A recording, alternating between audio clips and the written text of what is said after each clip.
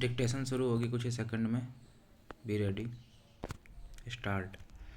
भारत के संविधान में दिए गए मूल अधिकारों के रक्षार्थ भारत के उच्चतम न्यायालय और प्रत्येक राज्य के उच्च न्यायालय को इन उक्त 5 रिटों को जारी करने की शक्ति भारतीय संविधान में दी गई है, किंतु हम जानते हैं कि आज भारत का निर्धन व्यक्ति अपने मूल अधिकारों की रक्षा कराने के लिए उच्चतम न्यायालय में नहीं पहुंच सकता है।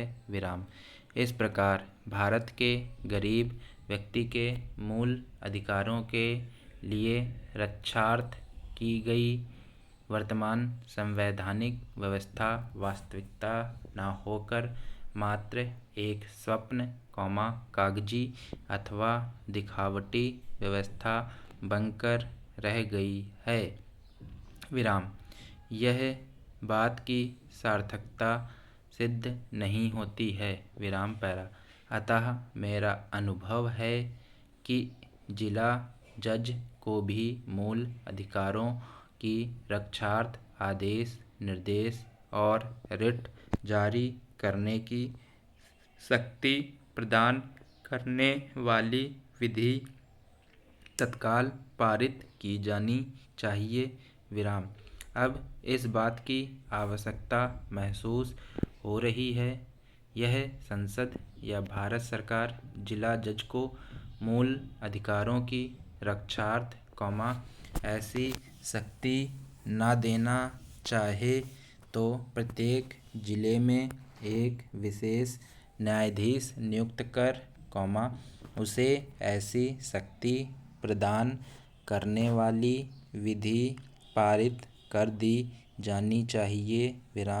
ऐसा होने से मूल अधिकारों के उल्लंघन होने की दशा में जिला स्तर पर ही आवश्यकतानुसार अत्यावश्यक आदेश, निर्देश और रिट जारी हो सकेंगी, वहीं मूल अधिकारों के उल्लंघन को तत्काल और प्रभावी ढंग से रोका जा सकेगा।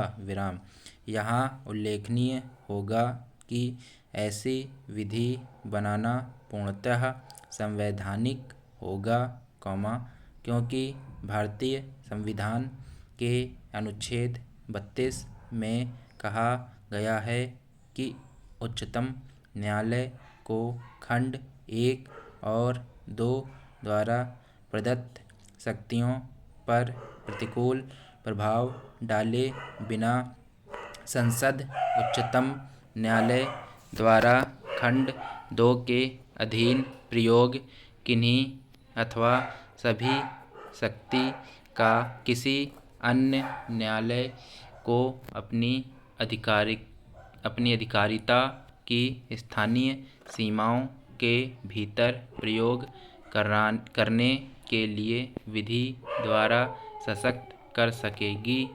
ऐसा करने से एक पंथ दो काज नामक कहावत चरितार्थ हो जाएगी।